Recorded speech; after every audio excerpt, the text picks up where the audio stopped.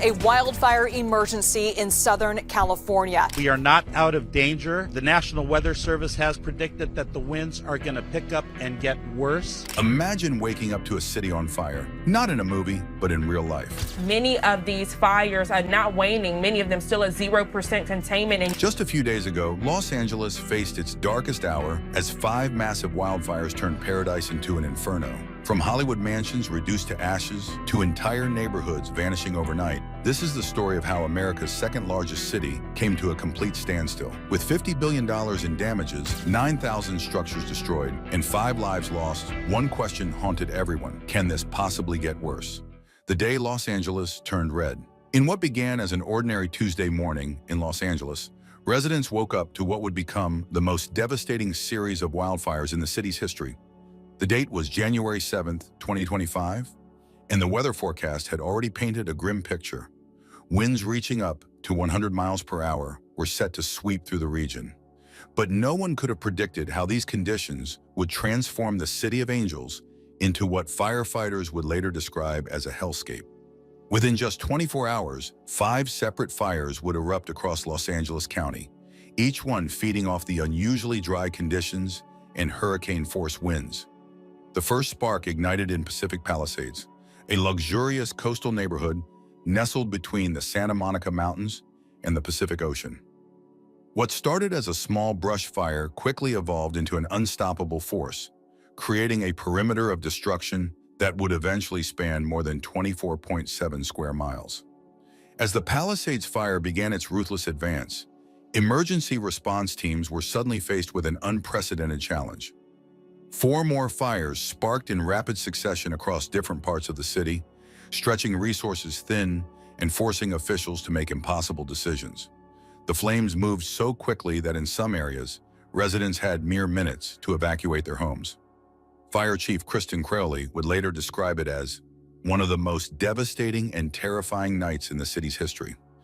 The numbers tell a story of their own. 180,000 people were placed under mandatory evacuation orders, with another 200,000 warned that they might need to leave at a moment's notice. To put this in perspective, that's roughly the entire population of Salt Lake City being told to pack up and flee within hours. Emergency services were overwhelmed as neighborhoods that had never experienced evacuation orders before suddenly found themselves in the direct path of advancing flames. The ferocity of these fires created their own weather systems, with smoke plumes visible from space and heat signatures so intense they confused weather satellites. The winds weren't just feeding the fires, they were carrying embers up to a mile ahead of the main fire fronts, creating new blazes and cutting off evacuation routes.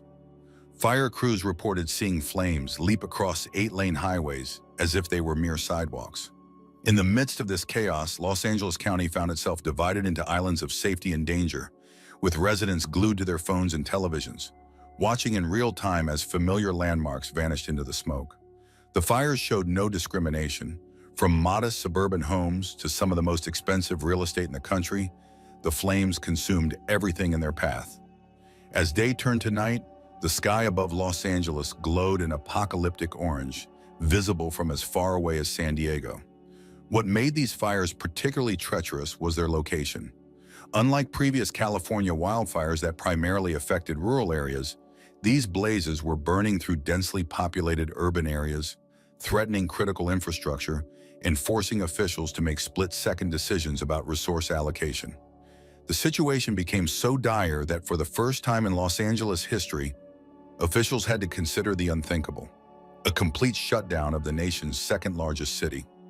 As the flames continued their relentless advance through Pacific Palisades, a community known for its multi-million-dollar homes and celebrity residents, no one could have predicted how the next 48 hours would unfold. The question on everyone's mind: if even the wealthiest and most protected neighborhoods in Los Angeles couldn't stop these fires, what chance did anyone else have? And speaking of those high-profile residents, what happens when Hollywood's elite find themselves facing the same devastating forces of nature as everyone else? When money couldn't buy safety. As the fires blazed through Los Angeles's most exclusive neighborhoods, even Hollywood's biggest names found themselves powerless against nature's fury. The entertainment capital of the world, usually known for crafting disaster scenes on movie sets, was now witnessing a real-life catastrophe that no amount of movie magic could prevent. Anthony Hopkins, the 87-year-old legendary actor who had chosen his Pacific Palisades home as a sanctuary for his late-life creativity, watched helplessly as the place where he'd filmed countless endearing TikTok videos for his fans disappeared into the inferno. The Academy Award winner had previously lost a London home to fire in 2000, and in a cruel twist of fate, found himself facing the same devastation once again, this time on the other side of the Atlantic. Billy Crystal's loss perhaps hit the community hardest. The beloved actor and his wife Janice had lived in their Pacific Palisades residence since 1979, raising not just their children but their grandchildren within its walls.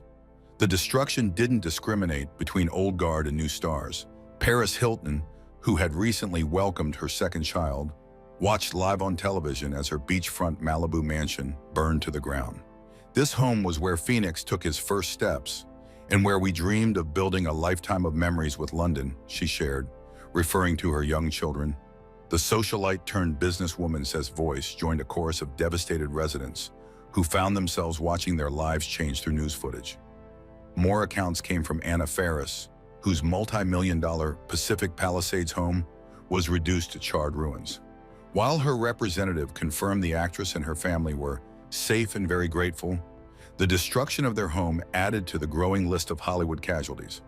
The raw human emotion of the crisis was captured in real time as Molly Sims took to social media, her voice breaking as she described her devastated community. "A lot of my friends have lost their homes," she shared through tears, embodying the uncertainty faced by thousands as they waited to learn their home's fate. For some celebrities, the loss went beyond just property. Melissa Rivers lost irreplaceable mementos of her late mother, comedy legend Joan Rivers. The fires created surreal scenes across social media as celebrities used their platforms to document the unfolding disaster. Chrissy Teigen shared emotional updates as she packed her belongings, describing the scene as a hellscape while evacuating with her 4 children. The devastation touched every corner of the entertainment industry. The Pasadena Jewish Temple and Center, a landmark that had hosted countless Hollywood events and ceremonies, was reduced to ashes. Television and film productions across the city ground to a halt, with several sound stages and filming locations damaged or destroyed. The industry that had brought dreams to life for over a century found itself facing a nightmare of its own. The list of affected celebrities grew longer by the hour, including renowned actors, musicians, athletes, and industry executives. But perhaps the most striking aspect of their stories wasn't the loss of multi-million-dollar properties.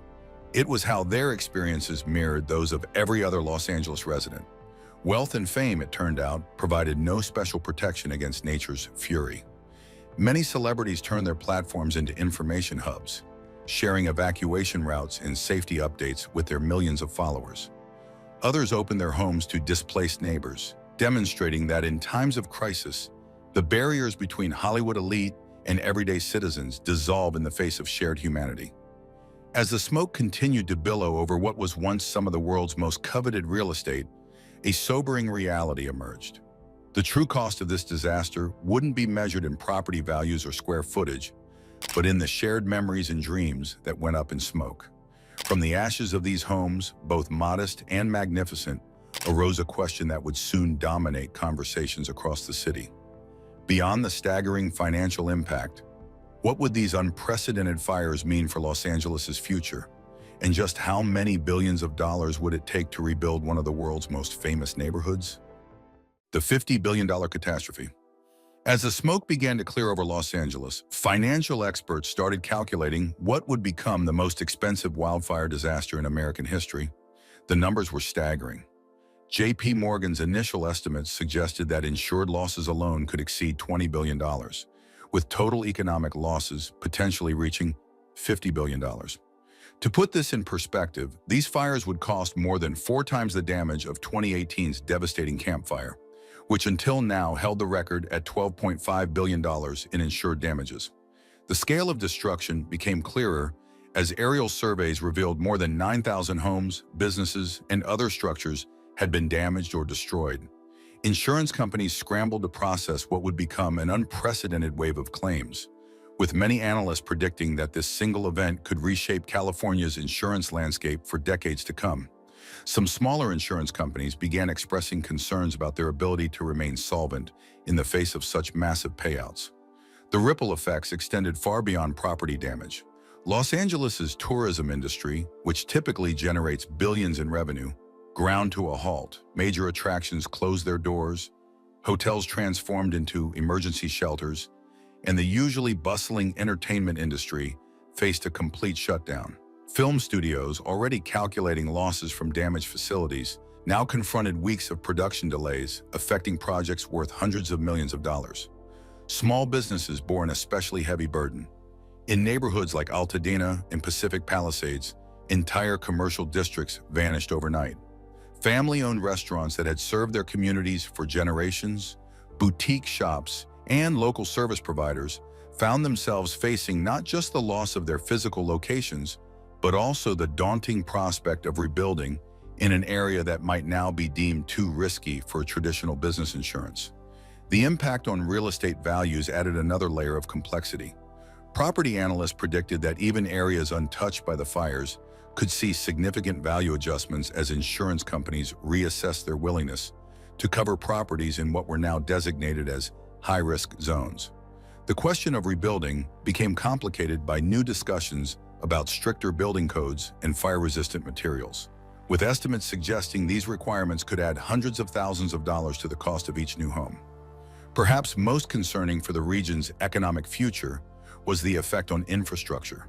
Critical power lines were destroyed, communication networks suffered extensive damage, and transportation corridors required significant repairs. The cost of rebuilding this essential infrastructure would largely fall on already strained municipal budgets and utility companies, potentially leading to increased rates for residents across Southern California. The fire's timing couldn't have been worse for the regional economy. Coming just after the holiday season, many businesses lost not only their physical locations, but also their entire inventory and start-of-year revenue. Emergency economic measures were quickly proposed, including special disaster relief funds and expedited small business loans. But questions remained about how effectively these programs could address the scale of the devastation. As insurance adjusters and economic analysts continued to assess the situation, a troubling pattern emerged. Many of the affected areas were either underinsured or in some cases had recently lost coverage due to increasing wildfire risks. This revelation sparked intense debate about the future of property insurance in California and raised serious questions about the sustainability of rebuilding in certain areas.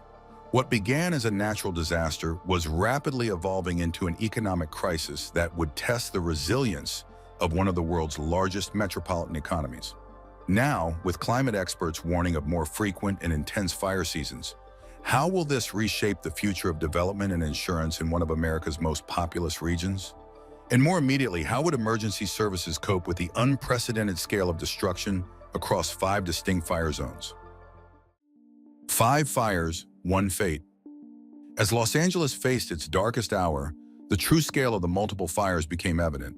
The Palisades fire, the largest of the 5, had devoured more than 17,000 acres, leaving a path of destruction that firefighters described as unprecedented in an urban setting.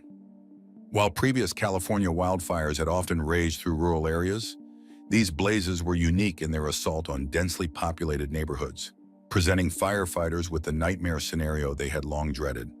The Eaton fire proved equally devastating, charring nearly 14,000 acres in the Altadena area and threatening the historic Mount Wilson Observatory.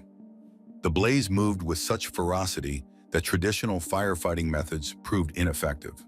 Firefighters found themselves making impossible choices, sometimes having to abandon one neighborhood to save another as the flames advanced relentlessly through the San Gabriel Valley. Meanwhile, the Hearst fire in Sylmar presented its own unique challenges. Though smaller at 855 acres, its location in the northern San Fernando Valley meant it threatened crucial infrastructure, including power transmission lines that served hundreds of thousands of residents. Fire crews worked tirelessly to prevent the flames from reaching these critical facilities, knowing that their loss could trigger a cascade of additional crises. The Sunset Fire, while consuming just 60 acres, sparked panic in the heart of Hollywood, threatening iconic landmarks and forcing emergency services to divide their attention even further. The Lydia fire in Acton added another layer of complexity, its 348 acres burning in terrain that made access extremely challenging for ground crews. As these 5 distinct fires raged simultaneously, Los Angeles County found itself implementing emergency protocols never before activated. Sheriff Robert Luna, facing an unprecedented crisis, made the difficult decision to request National Guard assistance. The streets of evacuated neighborhoods soon filled with military vehicles as guardsmen joined local law enforcement in preventing looting and maintaining order in the chaos. Reports of opportunistic crimes began emerging almost immediately.